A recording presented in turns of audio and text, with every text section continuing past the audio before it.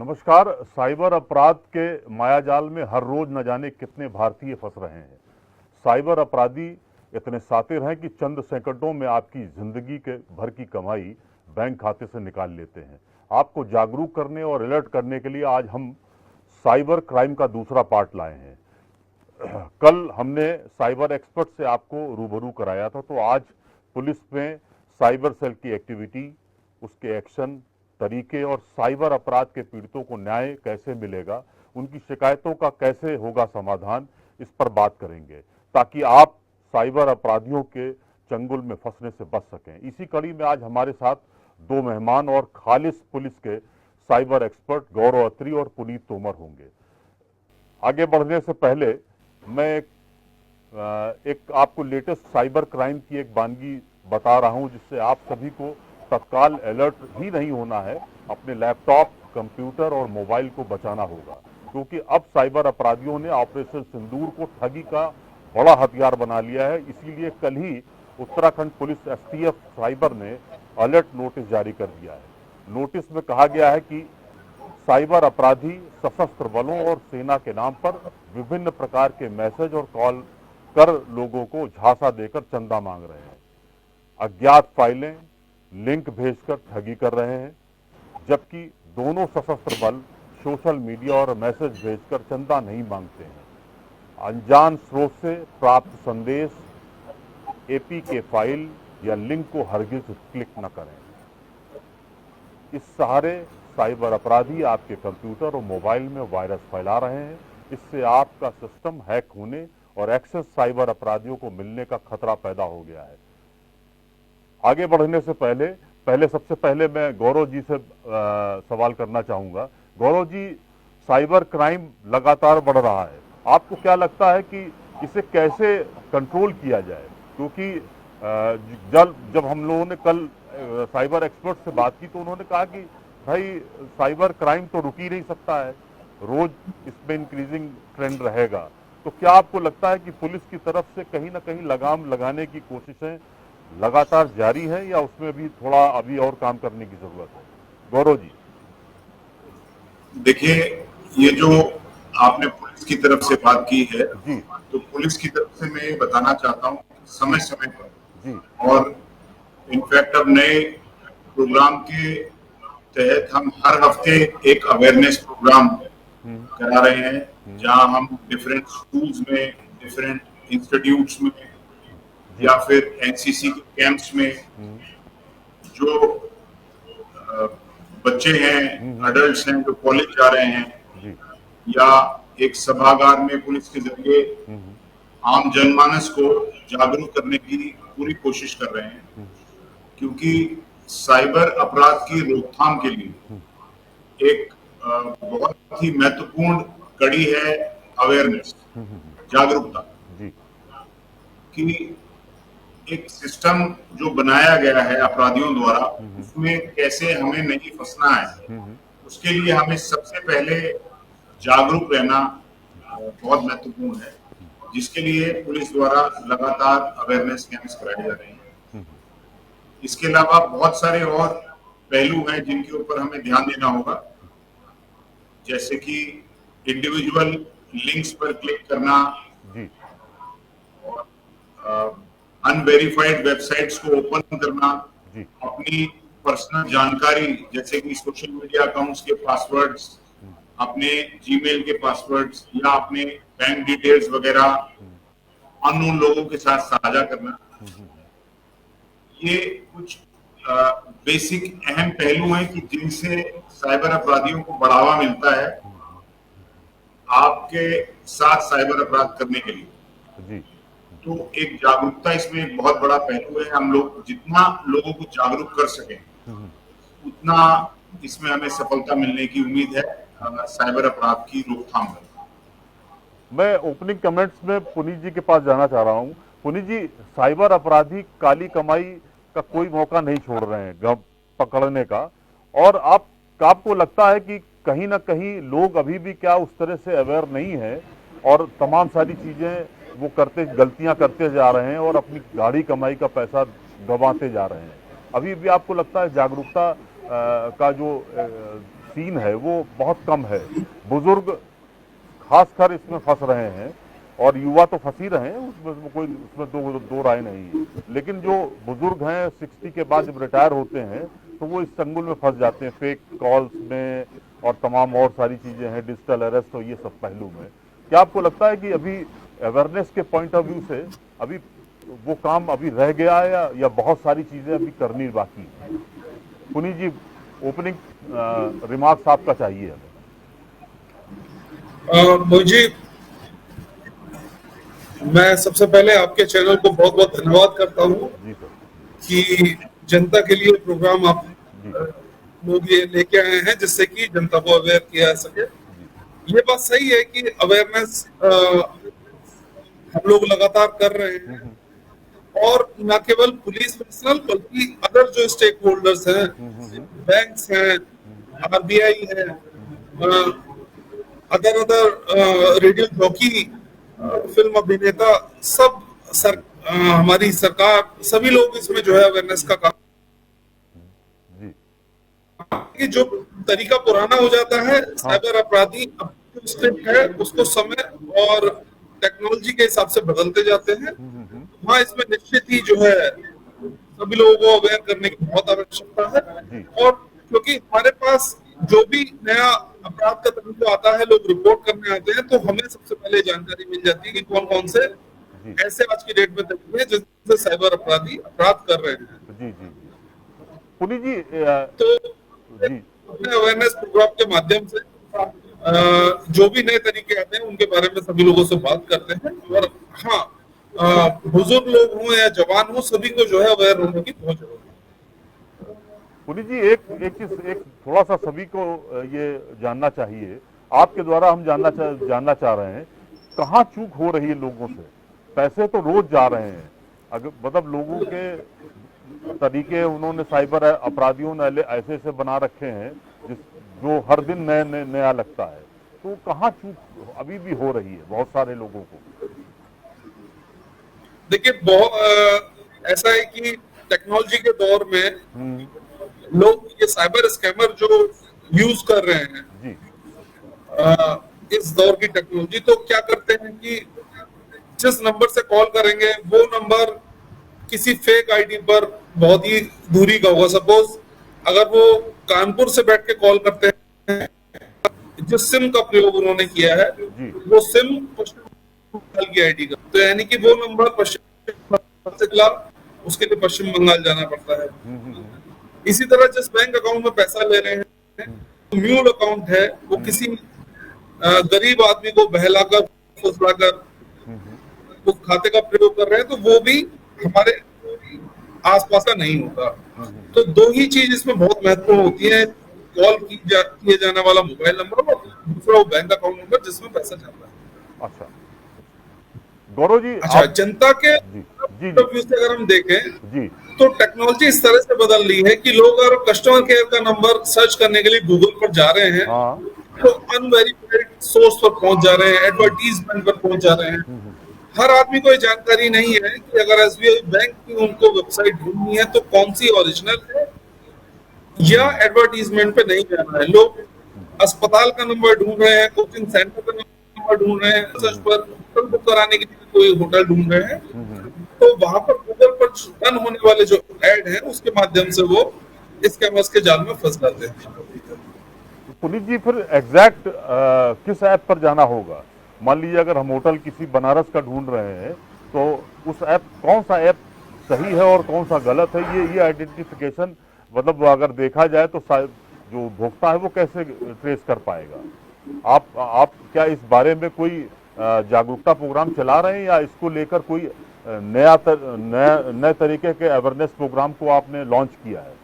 पुनीत जी, न केवल हम कर रहे हैं बल्कि अलग अलग जो साइबर सेल हैं, कानपुर में अलग साइबर सेल है, पुलिस स्कूल्स में जाकर, रेडियो चैनल के माध्यम से,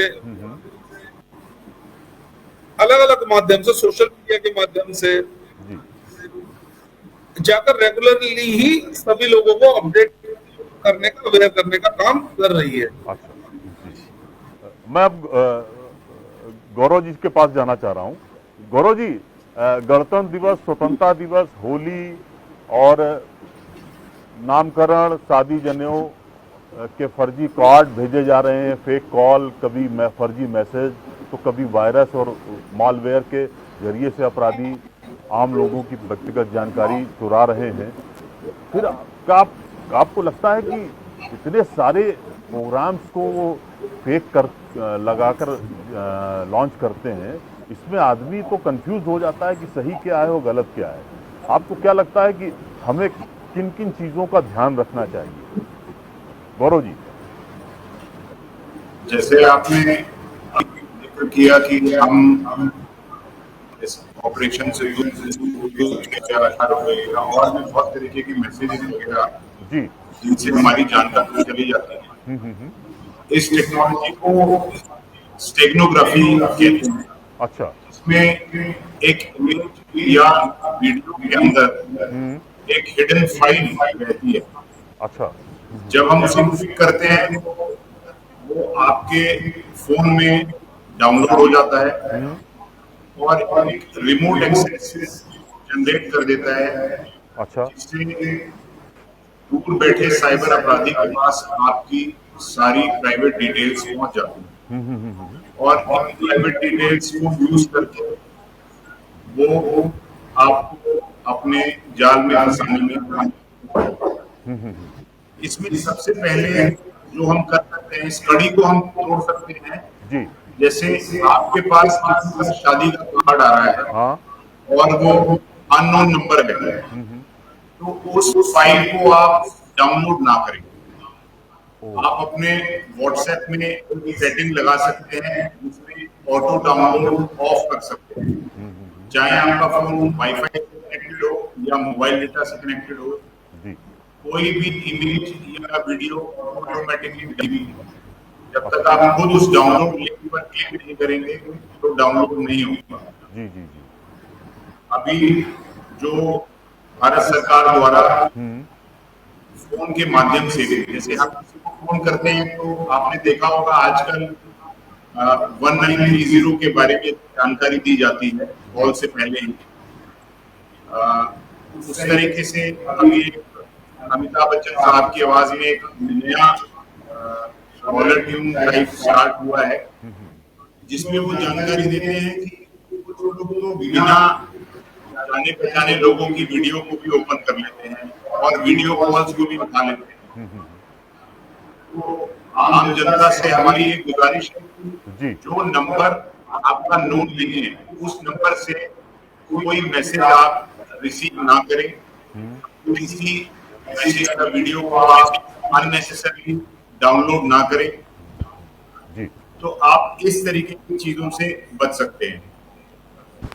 बिल्कुल सही कह रहे हैं आप। मैं पुनीत जी से एक सवाल करना चाहूँ। पुनीत जी, आपके पास तमाम रोज शिकायतें आ रही हैं, कानपुर के हालात क्या हैं? मतलब कितने साइबर जो क्राइम के आपके पास रिपोर्ट्स आ रही हैं वो कितनी है पर डे, क्या एवरेज आ रहा है उसका? पुनीत जी। पर डे 2 से 3 शिकायतें अलग तरह की आ रही हैं। कई बार ऐसा है कि लोग जानकारी के अभाव में स्कैमर्स के जाल में फंस जा रहे हैं। कई बार लोग लालच में, इन्वेस्टमेंट में आके पार्ट टाइम जॉब के नाम पर, लॉटरी के नाम पर भी जो है साइबर स्कैमर्स के जाल में फंस जा रहे हैं। तो पुनीत जी, हम एफआईआर कैसे करें? अगर हम इस जाल में फंस गए तो हमको पहली इंफॉर्मेशन कहां पर और कैसे देनी है? जी, अभी तक जो हम लोग बात कर रहे थे वो था कि जो साइबर अपराध हो रहा है वो किस किस तरह से हो रहा है और हम अवेयरनेस के लिए क्या कर रहे हैं। अब बात आती है कि अगर साइबर अपराध हो जाता है तो हम क्या कर सकते हैं। इसके लिए हमारे गृह मंत्रालय, भारत सरकार ने एक नंबर जारी किया है 1930, जो कि पूरे भारतवर्ष में एक ही नंबर है। जिस भी स्टेट से हम कॉल करेंगे वहाँ की रीजनल भाषा में वहाँ का कस्टमर केयर बात करता है। ऑटोमेटिकली जो टेलीफोन सर्विस प्रोवाइडर है उसके हिसाब से वो, अगर उत्तर प्रदेश से हम 1930 डायल करेंगे तो लखनऊ के ही कॉल सेंटर में जाएगा। 1930 पर डायल करके हम अपनी समस्या बता सकते हैं और वहां से हमें एक लिंक मिलता है जिसमें हम सारी डिटेल भर सकते हैं। अच्छा। इसके अलावा केंद्रीय गृह मंत्रालय द्वारा, मिनिस्ट्री ऑफ होम अफेयर्स द्वारा cyber crime police portal launch किया गया है, जहां जिसका एड्रेस है www.cybercrime.gov.in। जी इस पर जाकर भी हम अपनी शिकायत दर्ज कर सकते हैं, यानी कि मोबाइल नंबर भी है और हमारे पास वेबसाइट भी है। वेबसाइट पे एक छोटा सा रजिस्ट्रेशन प्रोसेस है और उसके बाद उस वेबसाइट पर जी। हम संदिग्ध मोबाइल नंबर, संदिग्ध ईमेल आईडी, अगर किसी संदिग्ध वेबसाइट से शॉपिंग की है तो संदिग्ध वेबसाइट, कोई और अदर डिटेल है, अगर हमने किसी खाते में पैसा भेजा है तो उस बैंक खाते की डिटेल, यूपीआई में भेजा तो यूपीआई को रिपोर्ट करा सकते हैं। सभी तरह का ऑप्शन उसमें अवेलेबल है। बहुत ही खूबसूरत पोर्टल है जी जो जिसका सारा जो डेटा है वो एक जगह इकट्ठा होता है और संबंधित स्टेट को कार्रवाई के लिए मिलता है, जिसमें पुलिस भी कार्रवाई करती है, टेलीफोन सर्विस प्रोवाइडर जो है जी। वो भी काम करते हैं, सारे बैंक के नोडल अधिकारी भी काम करते हैं, और भी जो अदर हमारे स्टेक होल्डर्स हैं, जो इंटरमीडिएटरीज हैं, चाहे बैंक है चाहे यूपीआई है, जी जो भी है, वो सब लोग लॉग इन करके वहां की सबकी साइबर सेल इस पे काम करती है, सारी डिटेल का आदान प्रदान एक जगह पे करती है, जिससे कि प्रभावी रूप से काम किया जा सके। तो इसे क्या इसके अलावा जनता की जानकारी, पुरी जी, इसमें क्या इसे एफआईआर माना जाए? हाँ, ये ऑनलाइन एक्नॉलेजमेंट है जी जी जिसका यूज पुलिस भी कर सकती है और victim भी कर सकता है, लेकिन एफआईआर और शिकायत तो अलग अलग चीजें हैं। इसे हम एफआईआर न मानते, इसे हम शिकायत नहीं मानेंगे, एफआईआर संबंधित थाने में ही करानी पड़ेगी। अच्छा जी जी। मैं गौरव जी के पास जाना चाह रहा हूँ। गौरव जी, साइबर क्राइम तो लगातार हो रहा है इधर। इस साल आपके तरफ से या कानपुर के पॉइंट ऑफ व्यू से देखा जाए या यूपी के पॉइंट ऑफ व्यू से कितना पैसा लोगों को वापस हो सका है? क्या आपको लगता है इसमें बैंकिंग इंडस्ट्री आपको सपोर्ट करती है पैसा दिलाने में? साइबर फ्रॉडियल जितने लोग हैं उनसे हटा लेके और पीड़ितों को पैसा दिलाने में बैंकिंग इंडस्ट्री आपको सपोर्ट कर रही है क्या? ये एक बहुत ही महत्वपूर्ण सवाल आपने किया है जी इसमें मैं ये बताना चाहता हूँ, जैसे पुनीत जी ने अभी थोड़ी देर पहले बताया, जी ज्यादातर जो अकाउंट है जिनमें साइबर क्रिमिनल्स के द्वारा पैसा ट्रांसफर किया जाता है वो म्यूल अकाउंट्स होते हैं। जी इन म्यूल अकाउंट्स का मतलब ये है कि किसी दूर दराज के गांव में बैठे किसी किसान या छोटे दुकानदार के या छोटे मजदूर के आधार कार्ड, पैन कार्ड को इस्तेमाल करके कोई बैंक अकाउंट खोला जाता है अच्छा और उसका इस्तेमाल साइबर क्रिमिनल्स के द्वारा किया जाता है। इसमें जो साइबर क्रिमिनल्स टेक्नोलॉजी यूज कर रहे हैं, जी उसमें जैसे ही वो किसी विक्टिम के खाते से पैसा लेते हैं, हाँ उसे तुरंत ही आगे दूसरे अकाउंटों में ट्रांसफर कर देते हैं, जिसको हम अपनी भाषा में लेयर 1 अकाउंट, लेयर 2 अकाउंट्स और layer 3 accounts and so on कहते हैं। लेयर 1 वो अकाउंट्स जिनमें सबसे पहले किसी विक्टिम का पैसा दूसरे के खाते में डाला जाता है और फिर उसका विभाजन करते हुए अन्य लेयर्स में उस पैसे को डिस्ट्रीब्यूट किया जाता है। जो मैकेनिज्म आज के समय पे हमारे पास आईफोसी, होम मिनिस्ट्री, यूपी पुलिस के द्वारा हमें मुहैया कराए गए हैं, उसमें हम बैंकिंग सिस्टम से संपर्क करके उनके नोडल ऑफिसर से बात करके और उनको मेल करके जो भी निश्चित जानकारी जो भी जानकारियां वो उनसे मांगते हैं, जैसे कि बैंक स्टेटमेंट, बेनिफिशियरी का नाम, आईएफएससी कोड्स एक्सेट्रा। लेकिन उसमें जहां कमी आ रही है, जहां प्रॉब्लम आ रही है, वो ये आ रही है कि अभी ये सिस्टम ऑटोमेटेड नहीं है। ओ ये इसके आदान प्रदान में कभी कभार कुछ घंटे, कभी कभार कुछ दिन भी लग जाते हैं, अच्छा जिसमें बहुत बारी ऐसा होता है कि जो बड़ी धनराशि होती है जी वो इतने सारे अकाउंट्स में ट्रांसफर हो जाती है कि उसको रिट्रीव करा पाना बहुत मुश्किल होता है। हालांकि अगर आप कंपेयर करेंगे तो पिछले 2-3 सालों से 2024 में भी और अब स्टार्टिंग से 2025 में हम बहुत सारी धनराशि वापस कराने में कामयाब रहे हैं। एसटीएफ ने भी कुछ बहुत बड़े केसेस किए हैं और इसका एक बहुत बड़ा श्रेय जो है वो जाता है जागरूकता अभियान पे। जी जी जी इसमें जो भारत सरकार द्वारा कदम उठाए गए हैं उसमें बैंकिंग सिस्टम ने, हर बैंक ने एरिया वाइज एक नोडल ऑफिसर को डिप्यूट किया है, जी जिसमें उनका सिर्फ एकमात्र यही काम है कि जितने भी साइबर सेल्स इस देश में काम कर रहे हैं, अलग अलग जनपदों में जो साइबर पुलिस काम कर रही है, उनकी सहायता की जाए और जल्द से जल्द उनको बैंकिंग संबंधित सारी जानकारी मुहैया कराई जाए, ताकि ज्यादा से ज्यादा अकाउंट फ्रीज करा के उस पैसे को खाते में वापस कराया जा सके। गौरव जी, क्या मतलब जो बैंकिंग इंडस्ट्री है, क्या वो वहाँ भी कुछ अवेयरनेस प्रोग्राम चल रहा है, या वो बिल्कुल जैसे पहले मोनोटोनस वर्किंग होती थी बैंकिंग इंडस्ट्री की, आज भी वैसे ही दिख रहा है? मुझे तो नहीं लगता है कि बहुत ज़्यादा वो किसी तरह से एडवांस हो पाए हैं। बहुत मोनोटोनस वर्किंग है, बिल्कुल टाइप्ड हो गए हैं, और नया स्टाफ जरूर आ गया है, यंगस्टर बहुत आ गए हैं, लेकिन वो भी उसी तरह से काम कर रहे हैं। तो इसमें आपको प्रॉब्लम भी तो आ रही होगी इन सब चीज़ों को पकड़ने में। जी, समय समय पर ये ऐसे जागरूकता अभियान है, बैंकों द्वारा भी चलाए जाते हैं अपने स्टाफ के लिए, जी, लेकिन उसको वरीयता जो प्रायोरिटी मिलनी चाहिए, हाँ हाँ, वो अभी तक नहीं मिल पा रही।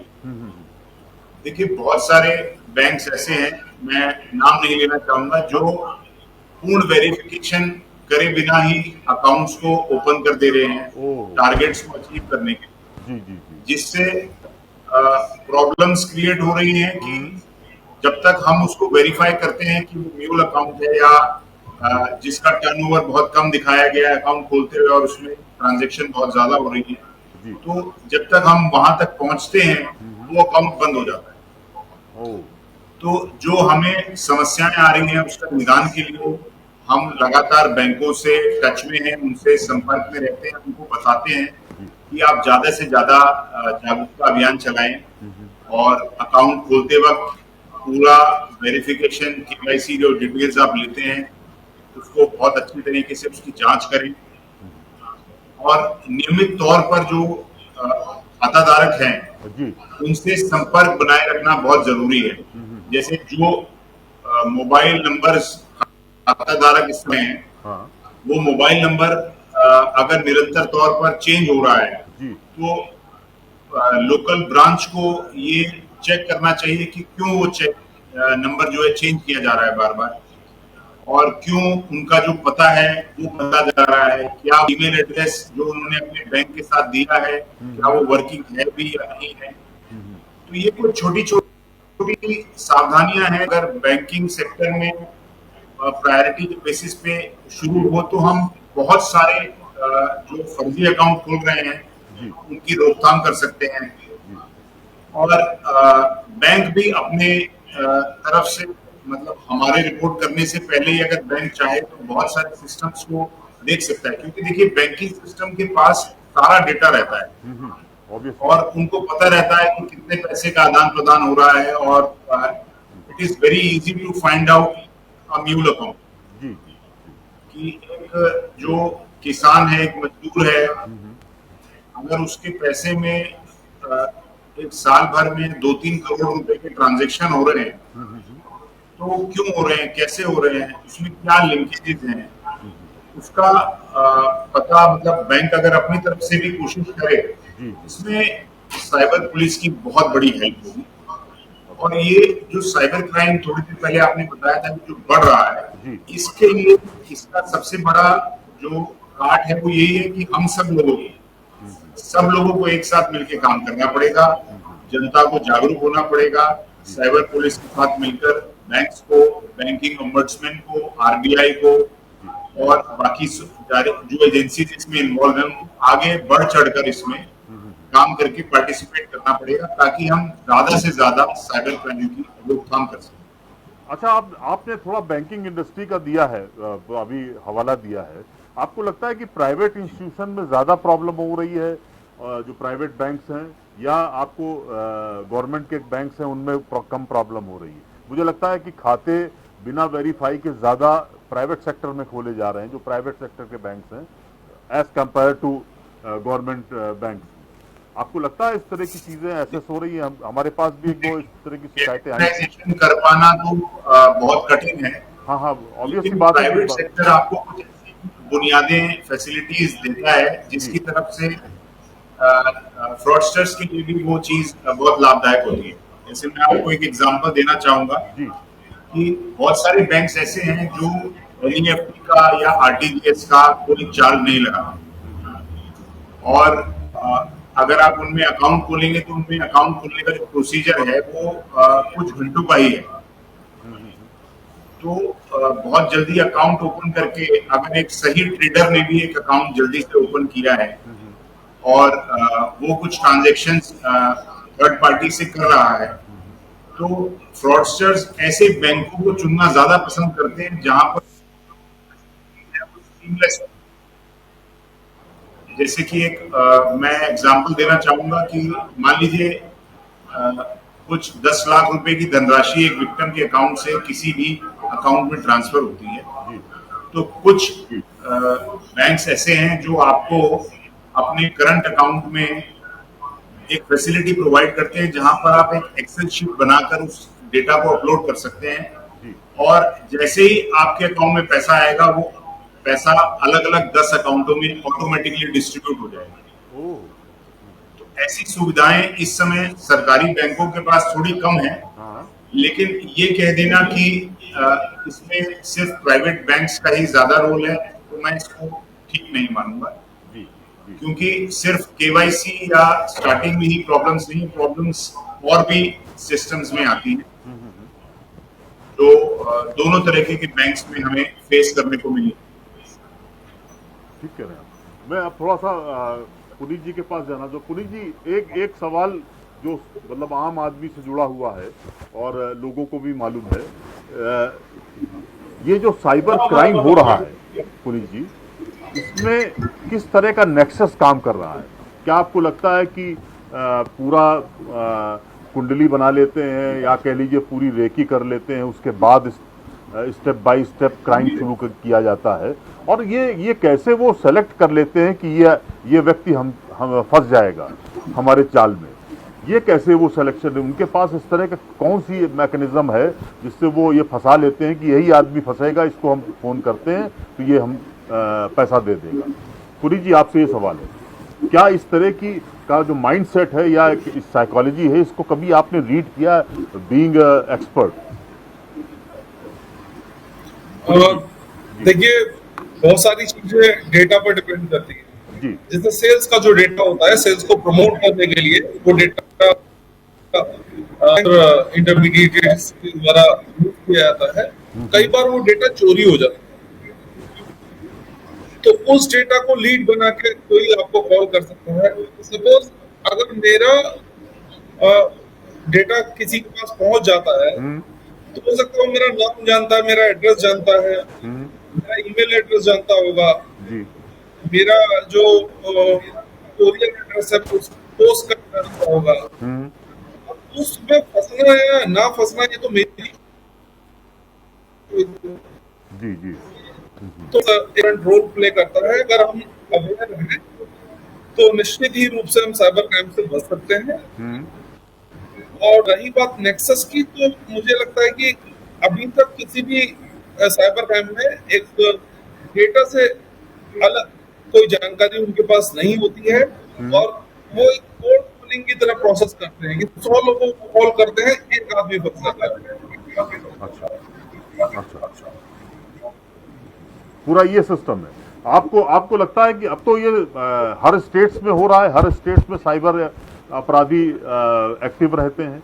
अब तो कोई इस तरह का कोई बाइफर्केशन नहीं है कि इस पॉकेट में ज्यादा हो रहा है, इस पॉकेट में कम हो रहा है। तो हमें तो सभी जगह सतर्क रहना है, यानी हर पल सतर्क रहना है। बिल्कुल। अगर हम एनसीआरपी का national cyber crime reporting portal का डेटा देखें तो सभी स्टेट में विक्टिम्स की संख्या लगभग समान है। लोगों के साथ साइबर धोखाधड़ी हो रही है।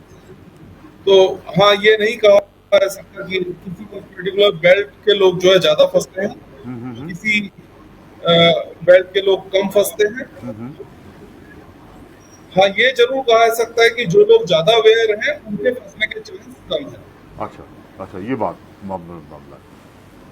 मैं गौरव जी के पास जाना चाह रहा था। गौरव जी, ये जो क्राइम हो रहा है, इसमें आपको अभी तक जितना आप लोगों ने एसेस किया है, उस पे किस तरह के लोग ज्यादा फंस रहे हैं? ये कहीं कोई इसमें कोई कैटेगराइज किया है आपने, या मतलब लेमैन की तरह है कि सारे लोग भी इसमें सब तरह के लोग फंस रहे हैं, या कोई कैटेगरी है कि ये ज्यादा इसमें फंस रहे हैं और ये लोग कम फंस रहे हैं?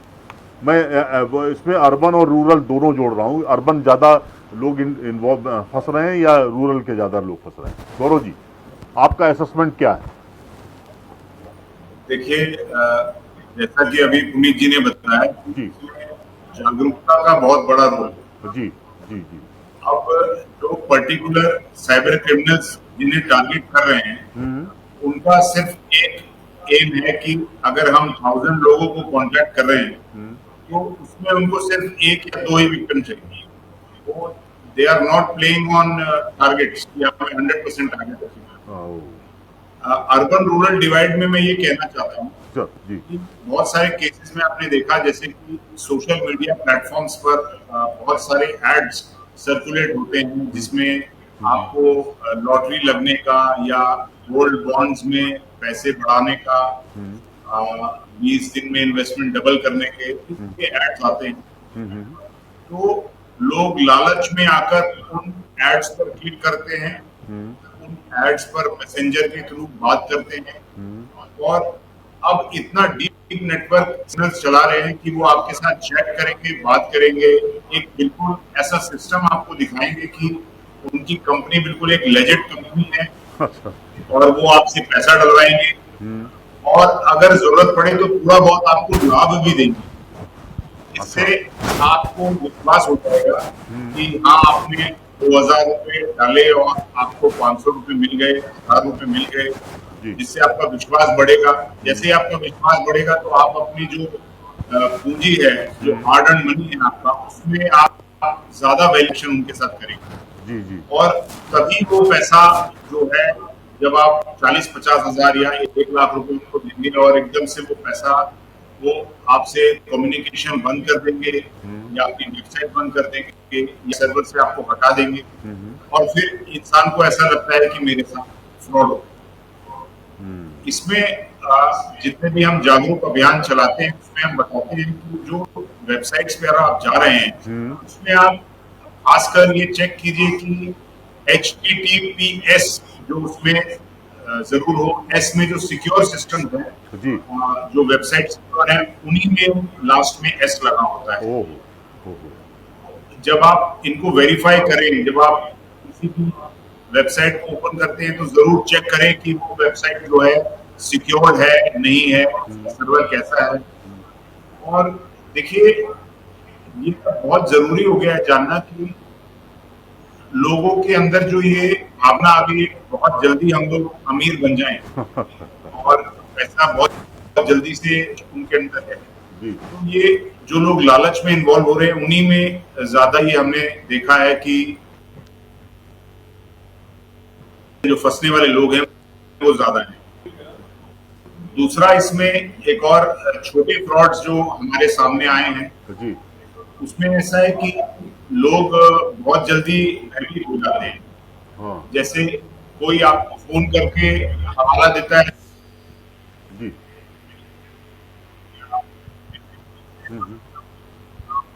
और आपके द्वारा ऐसी ऐसी गतिविधियां हैं जो कि संदिग्ध गतिविधि में आपका जो मोबाइल नंबर या आपका डेटा या पे आपने विजिट किया है जो सेंसिटिव था, और इसके लिए आपके अगेंस्ट जो है मुकदमा लिखा जाएगा। तो इस डर में आकर भी और लोग अपने जो उनकी गरिमा है, जो उन्होंने अपने समाज में बनाई हुई, उसको क्षति ना पहुंचे, उससे बचाव करने के लिए सोचते हैं कि अगर थोड़ा बहुत पैसा देके हमें इस कंप्लेन से निजात मिल जाएगा या बचत हो जाएगी, तो उसमें वो फंस कर कुछ पैसा साइबर क्रिमिनल्स के अकाउंट में ट्रांसफर कर देते हैं।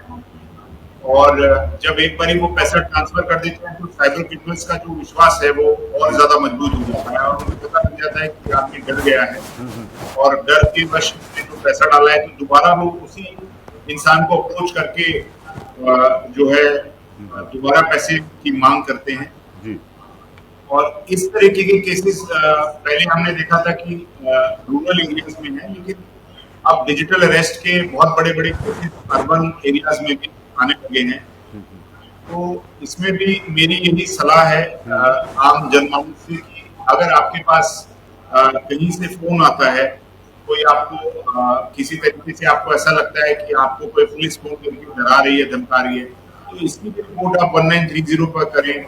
अपने जो आपका सबसे नजदीकी थाना है वहां जाके आप संपर्क करें, क्योंकि देखिए कानपुर नगर के सभी थानों में अब एक साइबर हेल्प डेस्क बनाया गया है, जी जहां पर आपको साइबर से रिलेटेड सारी जानकारी उपलब्ध कराई जाएगी। वहां जाके आप बात ही मुझे इस नंबर से फोन आया और ये करें, और जितनी ज्यादा रिपोर्टिंग होगी पब्लिक के द्वारा, उतना ही हमारे लिए आसान हो जाएगा इन क्रिमिनल्स को ढूंढ पाना, इनको ट्रेस कर पाना और इनके नेटवर्क तोड़ पाना। जी जी जी। मैं पुनीत जी आपसे जानना चाह रहा था, पुनीत जी जब क्राइम आपके यहाँ शहर में हुआ या यूपी में हुआ और साइबर एक्ट जो क्रिमिनल्स हैं वो बैठे हैं दूसरे स्टेट्स में, तो वहाँ की पुलिस, वहाँ का एडमिनिस्ट्रेशन आपको कोऑपरेट करता है कि नहीं? ऐसा आपको कहीं मुश्किल पैदा हो रही है क्या? मुझे लगता है कि कोऑर्डिनेशन जो है साइबर क्राइम को लेकर, जो कोऑर्डिनेशन होना चाहिए स्टेट टू स्टेट पुलिस के बीच में, उसमें थोड़ा सा लैक है, कहीं ना कहीं कोई कमजोरी दिख रही है। ऐसी तमाम सारी रिपोर्ट्स भी पिछले 2-3 महीनों में आई हैं। आपको क्या लगता है कि इसमें अभी गवर्नमेंट के लेवल पे बहुत सारी चीज़ें काम करने की ज़रूरत है? पुनीत जी। देखिए, दो चीजें हैं। एक तो रहा काम करने की बात, ऑब्वियसली बहुत ज्यादा स्कोप है अभी भी काम करने की। दूसरा रहा सपोर्ट की बात। तो जैसा हमने पहले बताया था कि जी सभी स्टेट साइबर क्राइम हो रहा है, सभी स्टेट की विक्टिम है, तो सभी स्टेट की जो पुलिस है वो भी साइबर क्राइम के जो विक्टिम है उनके पास पहुंचते हैं, वो उनसे परेशान है, सभी लोग उस पर कार्रवाई करते हैं। तो जिस भी स्टेट में जाते हैं सभी स्टेट में हमें अच्छा रिस्पॉन्स मिलता है। तो ऐसा कहीं अब नहीं है कि अगर हम दूसरे स्टेट में गए हैं तो हमें पुलिस का सपोर्ट नहीं मिला है। सभी स्टेट की पुलिस बराबर सपोर्ट करती है, और लोग क्योंकि लगातार साइबर क्राइम में काम कर रहे हैं तो सभी जगह जो है संपर्क भी स्थापित हो गए हैं। कहीं इस तरह की चीजें नहीं है कि हमारे पास भी बाहर की पुलिस आती है, हमसे संपर्क करती है, तो उनको जो भी मदद चाहिए होती है हमारे द्वारा भी मिलती है, और हम भी बाहर जाते हैं तो हमें भी मदद मिलती है। पुरी जी, एक सवाल ये था कि क्रेडिट और डेबिट कार्ड को लेकर भी तमाम सारे फोन्स आते हैं लोगों के पास, और वो पता नहीं क्या वो फोन करते हैं और करते रहते हैं, उसी बीच में उनके अकाउंट से पैसे गायब हो जाते हैं। ये क्या सिस्टम बना रखा है इन साइबर क्राइम क्रिमिनल्स ने? एक बार दोबारा अपना प्रश्न। मैं कह रहा था कि क्रेडिट और डेबिट कार्ड के बारे में फोन करके जो पीड़ित है उससे कहते हैं कि तुम्हारा क्रेडिट और डेबिट कार्ड लैप्स हो रहा है, तुम ये फोन पैसे डालो, ये करो, वो करो, और उसी बीच में उनके अकाउंट से पैसे गायब हो जाते हैं। ये क्या सिस्टम इन लोगों ने बना लिया है साइबर अपराधियों ने? हाँ, जब क्रेडिट कार्ड होल्डर या डेबिट कार्ड होल्डर को कॉल करता है जी साइबर स्कैमर जी, अच्छा, अगर कोई कॉल करता है तो हो सकता है वो थोड़ी बहुत हमारी जानकारी बताए, जिससे कि हमारा क्रेडिट कार्ड होल्डर या डेबिट कार्ड होल्डर को विश्वास में आता है कि कॉल बैंक का है। अगर ऐसी कोई घटना है तो हम संबंधित बैंक पे जाके उसकी जानकारी कर सकते हैं। किसी को फोन पे रेस्पॉन्स करने की जरूरत नहीं है। अगर कस्टमर केयर की हेल्प चाहिए तो सभी क्रेडिट कार्ड और डेबिट कार्ड पर कस्टमर केयर का नंबर है, उस नंबर को डायल कर सकते हैं। एक अनजान नंबर से कॉल आया है और उनके कहने से हम जो है डायरेक्ट हो रहे हैं, तो निश्चित ही रूप से साइबर धोखाधड़ी का हम शिकार हो सकते हैं। अगर इस तरह का कोई कॉल आता है तो बेहतर है कि हम संबंधित बैंक से। पुरी जी, एक पब्लिक के पॉइंट ऑफ व्यू से जानना चाह रहे थे कि किन किन चीजों पर सबको ध्यान रखना चाहिए, चाहे वो मोबाइल का यूज कर रहे हो, चाहे लैपटॉप का इस्तेमाल कर रहे हो या कंप्यूटर का इस्तेमाल कर रहे हो, तो किन चीजों का ज्यादा ध्यान रखना चाहिए कि भाई ये स्टेप आप करते रहिए और ऐसी ऐसी चीजें मत करिए जिनसे आप फंस सकते हैं? तो किन चीजों पर हमको फोकस करना पड़ेगा? जी पुनीत जी। देखिए, पहली चीज तो अगर नंबर की बात करें तो कोई भी कॉल अगर आपके पास आएगी तो वो अनजान नंबर से ही आएगी। ठीक। ठीक है, तो मैं आपके चैनल के माध्यम से आपके सभी ऑडियंस को बताना चाहूंगा कि कभी भी कोई अनजान नंबर से कॉल आती है तो आप समझिए कि उसका नंबर आपके पास सेव नहीं है, डरने की एकदम से आवश्यकता नहीं है। चीजों को समझने की कोशिश करिए। दूसरी चीज टेक्नोलॉजी करना होता है तो उसमें बंद करने की जरूरत नहीं, जब तक हम एक ये जो कि रिमोट एक्सेस का काम करती है। अगर हमारे पास किसी अनजान नंबर से सोशल मीडिया के माध्यम से कोई एपीके फाइल आती है जिसका एक्सटेंशन lastminute.apk होता है, जिससे पिछले साल हमने देखा कि शादी के कार्ड का एक ग्राफिक्स लगा के हमको एक एपीके फाइल आई। अगर ये हमें जानने की जरूरत है कि शादी का कार्ड होगा तो पीडीएफ की फॉर्म में होगा और फोटोग्राफ की फॉर्म में होगा, ना कि .apk का एक्सटेंशन होगा। किसी और योजना का या कस्टमर केयर का नंबर अगर हमको चाहिए तो व्हाट्सएप कोई अनजान आदमी हमें भेज देगा कस्टमर केयर .apk फाइल हमें इंस्टॉल नहीं करनी होती है।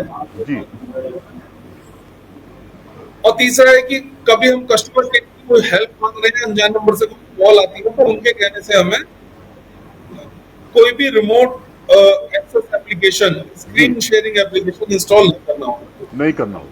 जी, बिल्कुल बिल्कुल नहीं करना होगा। तो रिमोट एक्सेस एप्लीकेशन जो हम इंस्टॉल कर लेते हैं तो हमारे फोन को कोई दूसरा आदमी इसी तरह से कमांड कर सकता है जैसे कि हम करते हैं, मतलब उतना ही प्रभावशाली है जैसे कि फोन साइबर स्कैमर के अपने हाथ में लो।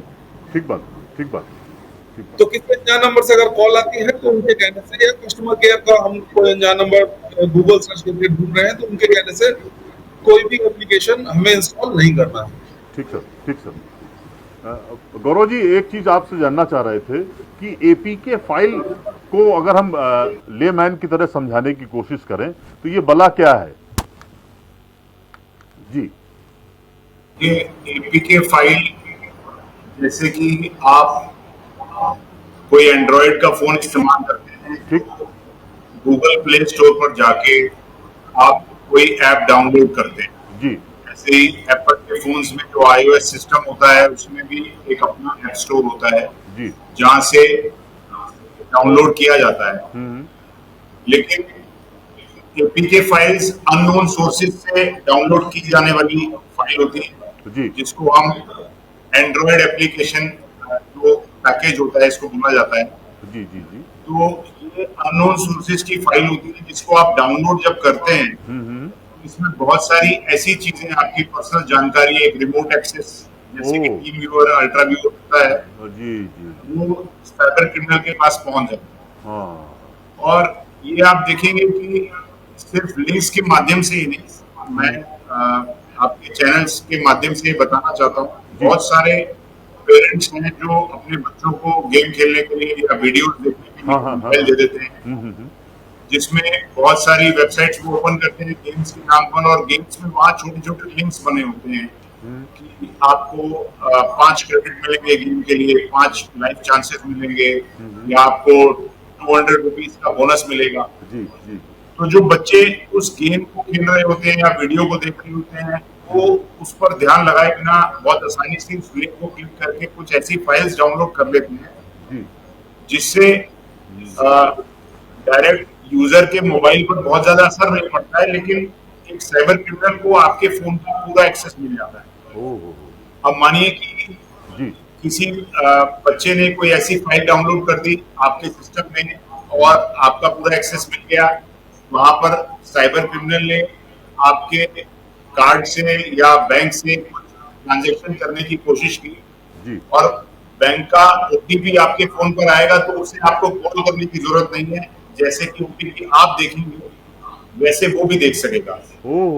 और बहुत सारी ऐसी एप्लीकेशंस भी हैं और बहुत सारी ऐसी साइट्स भी हैं, जैसे मैं एक एग्जांपल आपको देता हूं कि जो ऑनलाइन शॉपिंग साइट्स हैं, स्पेशली जो इंडिया से बाहर की, वहां पर तो आपको ओटीपी की भी जरूरत नहीं होती। अच्छा, ऐसा भी होता है? अगर आपकी कार्ड डिटेल आपकी अगर कार्ड डिटेल उनके पास है तो उन्हें ओटीपी भी नहीं चाहिए। और ये जो ओटीपी है जी ये इसको भी कई नामों से बताया जाता है। जैसे कोई सेल्स एग्जीक्यूटिव आपको बताता है कि आपको एक पैकेज मिला है गोवा का आपको और आपकी वाइफ के लिए, इसमें आपकी डिटेल्स चाहिए, आपकी डिटेल्स देंगे। उसके बाद वो लास्ट में ओटीपी की जगह आपको बता देगा कि एक ट्रैवल कोड आपको बताना होगा, सर आपकी आइटिनरी जनरेट हो जाएगी। तो ओटीपी के नाम को बदलकर उन्होंने ट्रैवल कोड बोल दिया, जिससे सामने वाला इंसान सोचता है कि हमें फ्री पैकेज मिल रहा है और वो जानकारी उनके साथ साझा कर देता है। जी या कुछ दिन पहले एक हमने केस देखा था जिसमें एक सेल्स एग्जीक्यूटिव ने फोन करके पतंजलि के ऑफर के लिए पतंजलि से मिलती जुलती ऐप को यूजर से डाउनलोड कराया। अच्छा उसमें सारी डिटेल्स डलवाई और फिर डिटेल्स को यूज करके उनके अकाउंट से 58,000 रुपीज का सामान खरीदने के लिए पेमेंट कराया। हाँ। लेकिन पैसा कभी पतंजलि के पास गया ही नहीं, क्योंकि जो वो वेबसाइट थी वो फेक थी, जो ऐप थी वो भी फेक थी। तो यहाँ पर बहुत जरूरी है ये जानना कि आप पेमेंट करने से पहले कई बार ये देखें आप क्या चीज डाउनलोड कर रहे हैं, क्या वेबसाइट आप देख रहे हैं।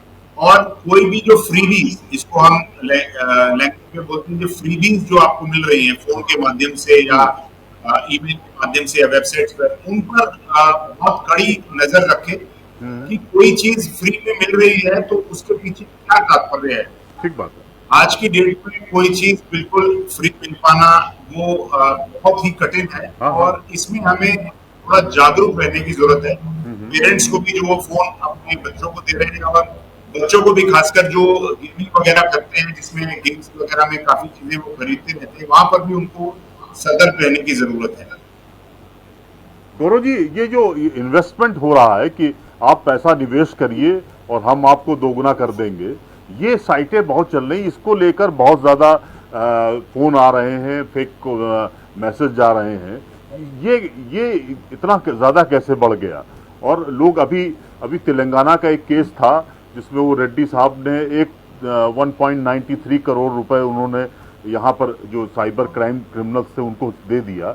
बाकी वो कोई अजय शर्मा थे, उनको उठा ले गई पुलिस, वहाँ की तेलंगाना पुलिस। लेकिन ये जो निवेश को लेकर जो एक डर बैठ गया है कि निवेश करिए और आपको दोगुना कर देंगे, इसमें लोग फंसते चले जा रहे हैं। ये केस बहुत बढ़ गए हैं पिछले 2-3 महीने से। इसमें आपको क्या लग रहा है कि ये किस तरह का नेक्सस काम कर रहा है? गौरव जी देखिए, इस तरीके के जो केसेस होते हैं जी, उसमें बहुत ही महत्वपूर्ण है कि जो जिस माध्यम से आपको अप्रोच किया जा रहा है जी, वो माध्यम क्या है। जी जी जी देखिए, आज के टाइम पे क्रिप्टो करेंसी को इस तरीके से पेश किया गया है कि हाँ। आप वहां पर आपका जो 100 रुपए लगाया हुआ है वो बहुत ही कम टाइम में कई गुना हो जाए। तो ये काम क्रिप्टो करेंसी में बहुत ज्यादा हो रहा है।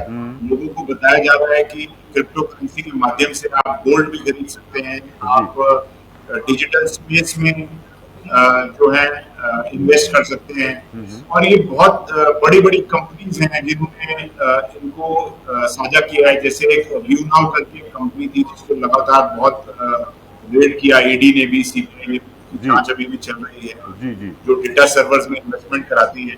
जी ये नेक्सस जो है कि एक बहुत बड़ी टीम होती है जिसमें एक टीम सिर्फ सेल्स पर काम करती है, एक टीम सिर्फ डेटा पर काम करती है, जी एक टीम का सिर्फ यही काम है कि वो चैट के माध्यम से लोगों को एक आकर्षक ऑफर देना शुरू करते हैं, जिससे कि आपको, जैसे मैंने थोड़ी देर पहले बताया था, कि आपको वो पूरा विश्वास दिला देंगे कि वो आपको एक जेन्युइन सिस्टम चला रहे हैं जिसमें आप पैसा इन्वेस्ट करेंगे तो आपको पैसा मिलेगा। जी क्योंकि आज की डेट में बहुत सारी वेबसाइट्स ऐसी हैं जैसे कि 1111 है और काफी गैम्बलिंग साइट्स भी हैं जिस पर लोग पैसा लगाते हैं, गेम्स खेलते हैं। आजकल लूडो किंग वगैरह में भी लोग पैसा लगाते हैं। तो इसी माध्यम से जो इन्हीं चीजों को यूज करके साइबर क्रिमिनल साइट्स बनाते हैं जिसमें लोगों को आकर्षक ऑफर अट्रैक्ट किया जाता है जी। और उनको ये विश्वास दिलाया जाता है कि आपका पैसा बहुत ही जल्दी बढ़ जाएगा और लालचवश जल्दी अमीर बनने के चलते लोग इसमें इन तरीके की स्कीमों में फंस जाते हैं और अपना पैसा हार्ड एंड मनी जो है गवा देते हैं। इसमें जो मैं अपनी तरफ से ऐड करना चाहूंगा कि इसमें सतर्कता बहुत जरूरी है। आप ये अच्छे से देख लें कि भाई क्या चीज हमें करनी है, क्या चीज नहीं करनी है, हमें कहाँ निवेश करना है, कहाँ नहीं निवेश करना है। निवेश करने के लिए सेबी रजिस्टर्ड जो जैसे स्टॉक मार्केट है, ब्रोकर्स हैं या और भी कॉर्पोरेट बॉन्ड्स हैं या उनमें तो गवर्नमेंट के द्वारा रिकॉग्नाइज किया गया है, म्यूचुअल फंड्स को रिकॉग्नाइज किया गया है। जैसे गवर्नमेंट क्रिप्टो करेंसी को रिकॉग्नाइज नहीं करती, फिर भी लोग बहुत ज्यादा पैसा जो है क्रिप्टो वगैरह में इन्वेस्ट करते हैं। तो ये जो आजकल का जो चल रहा है ये ट्रेंड जो है लालच, मैं इसको बोलूंगा कि लोग लालचवश इसमें ज्यादा फंस रहे हैं इंस्टेड ऑफ की जाए कि सिर्फ इन्वेस्टमेंट ओपिनियन के लिए वो अपने पैसे को बहुत जल्दी ग्रो करने की वजह से उसमें इन्वेस्टमेंट ज्यादा से ज्यादा कर रहे हैं। मैं थोड़ा सा पुनीत जी से जानना चाहूंगा। पुनीत जी, एक तो बच्चों को मोबाइल देना क्या खतरे से खाली नहीं है? बुजुर्ग जो बहुत फ्रेंडली नहीं है, मोबाइल फ्रेंडली नहीं है, उन्हें क्या मैसेज आप देना चाहेंगे? दो चीजें, एक और इसी से जुड़ा हुआ एक सवाल और है, क्या हम मोबाइल मतलब मोबाइल ऐप से बैंकिंग इंडस्ट्री में जाएं या लैपटॉप या कंप्यूटर से जाएं? दोनों में क्या हमारे लिए फायदेमंद और क्या सिक्योर रहेगा हमारे लिए? पुनीत जी, हमने कई सवाल आपसे इसी से जुड़े हुए दे दिए। जी, आपने दो सवाल पूछे ही कि आप बच्चों को मोबाइल देना जी सेफ है, पूरी तरह सेफ है। बस इसमें हम इतना कर सकते हैं कि जो मोबाइल हेडसेट हमने बच्चों को दिया है जी उससे कोई बैंक अकाउंट ना हो या अकाउंट है उसका पासवर्ड बच्चों को ना पता है। ठीक बात है। अगर बच्चे किस स्टेज में आप उन्हें गाइड कर सकते हैं, 11th-12th में, ग्रेजुएशन में, तो निश्चित तौर पर जो है आप उन्हें गाइड कर सकते हैं किस तरह से मोबाइल बैंकिंग की जा सकती है। दूसरा, नेट बैंकिंग या बैंकिंग की बात की तो बैंकिंग मोबाइल और लैपटॉप दोनों ही डिवाइसेस में पूरी तरह सेफ है। जितना सेफ मोबाइल में है उतना ही सेफ लैपटॉप में है। जी जी। अच्छा पुनीत जी, एक ये है कि सर तमाम आप देखिए कि एजुकेशन के पॉइंट ऑफ व्यू से तमाम कोर्सेज ऑनलाइन चल रहे हैं, ऐप उनका चल रहा है और इसमें बच्चे फंसते जा रहे हैं। इसमें भी पीछे से साइबर क्रिमिनल्स लगे हुए हैं। तो ये ऐप जो हमको शिक्षित करते हैं या कह लीजिए बॉटनी का पेपर है तो उसको पढ़ा देंगे पूरी बॉटनी सब्जेक्ट, तो ऐसे भी ऐप आ गए हैं जो एजुकेशन पॉइंट ऑफ व्यू से हमें कहीं ना कहीं सफर प्रॉब्लम में डाल रहे हैं। ऐसा आपको सुनने में आया है कि नहीं? नहीं है, मैंने इस तरह का कोई भी केस यहाँ पर नहीं आया है और अलग अलग तरह के यूट्यूब चैनल हैं जहाँ पर बहुत ही अच्छा कंटेंट टीचर्स ने क्रिएट किया है। साथ में स्कूल्स के क्लासेस सब ग्रुप है जहाँ पे होमवर्क की शेयरिंग कर रही है, क्लास वर्क की शेयरिंग कर रहे हैं, बच्चे नोट शेयर कर रहे हैं। तो टेक्नोलॉजी कहीं ना कहीं बच्चों के लिए हेल्पफुल भी है और हम रेगुलर बेसिस चेक कर सकते हैं मोबाइल में कौन कौन से एप्लीकेशन बच्चों ने इंस्टॉल किए हुए हैं। अगर कोई कोचिंग ज्वाइन की है तो कोचिंग इंस्टीट्यूशन ने अपने एप्लीकेशन इंस्टॉल किए हैं, उसके अलावा कोई और एप्लीकेशन उसमें नहीं होती है। तो अगर बच्चे मोबाइल यूज करें तो हम टाइम टू टाइम चेक भी कर सकते हैं। ठीक बात, ठीक बात।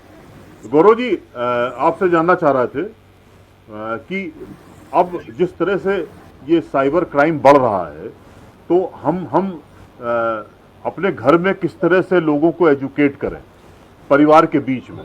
हमें कुछ टिप्स ऐसे दीजिए जिसमें कोई एक हम मेंटर हो, उसके बाद अपने मतलब फैमिली मेंबर्स को भी वो एजुकेट करे जो मोबाइल ऑपरेट कर रहे हैं, यानी कि घर की गृहिणी है या उसके बच्चे हैं या फिर महरी है या कुछ और भी डोमेस्टिक वर्कर हैं या जिस तरह और भी है कि भाई बहन हैं, उनको भी जो लोग मोबाइल फ्रेंडली नहीं है, लैपटॉप फ्रेंडली नहीं है, उनको कैसे हम घर के बीच में घर में जाके उनको एजुकेट करें कि भाई ये चीज़ें हैं, इनका प्रोटोकॉल का ध्यान रखिए, तो आप कभी साइबर अपराधियों के बीच उसमें फंस नहीं पाएंगे। तो सर, मैं आपसे एक ही गाइडलाइन चाह रहा हूँ, गौरव जी। देखिए, सबसे पहले तो मैं ये बताना चाहूंगा कि जो भी घर में हैं जिनके पास मोबाइल है, ज्यादातर वो लोग व्हाट्सएप का या फेसबुक का या इंस्टाग्राम का इस्तेमाल करते हैं। उसमें एक फीचर है जिसे बोलते हैं 2 स्टेप वेरिफिकेशन, जी। 2 फैक्टर ऑथेंटिफिकेशन उसमें अनेबल करना चाहिए, जिससे कि थोड़ी जानकारी जो है सिक्योर लॉक रहती जी। है। और आप जो भी प्रोफाइल आप सोशल मीडिया पे फॉलो करते हैं, जी, उसको आप लॉक करके अच्छा, रखें, अच्छा, और उसका एक्सेस जो जी, है किसी को ना दें। अच्छा, किसी इन बच्चों के अकाउंट्स हैं जो है द्वारा किया जा, जी, जी, जी, जो है वो आप किसी से साझा ना करें, ठीक बात है। किसी को ना बताएं कि आप बैंक में आपका किस बैंक में अकाउंट है, बैंक की डिटेल्स वगैरह क्या है। वो बच्चों के साथ वो पासवर्ड्स को उनको ना साझा करें, अगर छोटे बच्चे हैं तो। और बड़े बच्चे हैं तो वो ध्यान रखें कि जो घर में ग्रैंड पेरेंट्स होते हैं उनके भी जो फोन है वो किसी ना किसी अकाउंट से लिंक होते हैं। मोबाइल नंबर जो है जी, जी। व्हाट्सएप पे भी चल रहा है, एक बैंक अकाउंट से भी लिंक है, तो उसमें जो सिक्योरिटी है उसका बहुत खास ध्यान रखें। जी, जो कॉल्स वगैरह हैं अननोन नंबर से ज्यादा उसको आप जो है ना उठाएं। उसमें एक टेलीकॉम अथॉरिटी द्वारा एक सर्विस भी शुरू की गई थी, जिसमें स्टार्ट डीएनडी करके हम एक मैसेज सेंड कर सकते हैं, जिससे आपको जो कॉल सेंटर्स वगैरह के फोन आते हैं, अननेसेसरी कॉल्स आते हैं, चाहे वो क्रेडिट कार्ड हो, इंश्योरेंस हो या अन्य चीजों से संबंधित है, तो वो फोन जो है ऑटोमेटिकली ब्लॉक कर देते हैं। अच्छा, ऐसे ही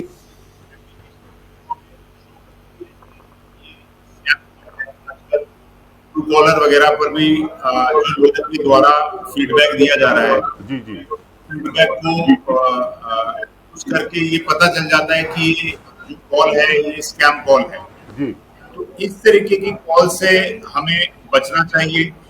हमें किसी भी तरीके की unknown file, APK source file, किसी भी अननोन सोर्स से हम उसको डाउनलोड ना करें। जी, किसी को अपना जो है जैसे केवाईसी या सिम अपडेट करने के लिए बैंक से अगर आपको कोई फोन आता है, जी, तो उसमें भी आप अपने लोकल लेवल जो आपका ब्रांच है उसमें जाके विजिट करें।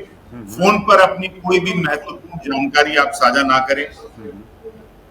इसके अलावा आपने देखा होगा आजकल सरकार ने पब्लिक वाईफाई की भी बहुत जगह पे सुविधा उपलब्ध कराई है। ठीक बात है। तो जो पब्लिक वाईफाई होते हैं उसमें आपको खासकर ये ध्यान रखना चाहिए कि वहां पर आप अपना सोशल मीडिया अकाउंट या अपना बैंक अकाउंट एक्सेस ना करें, क्योंकि जब भी आप किसी इंटरनेट सर्विस प्रोवाइडर को यूज करके इंटरनेट पर कोई भी चीज देखते हैं तो उसका एक रिकॉर्ड इंटरनेट सर्विस प्रोवाइडर के पास रहता है। जी, जी, अगर वाईफाई को चलाकर जो पब्लिक वाईफाई पे अगर आप अपनी महत्वपूर्ण जानकारी डालेंगे तो बहुत चांसेस रहते हैं कि वो जानकारी स्कैमर्स के हाथ में लग सकती है।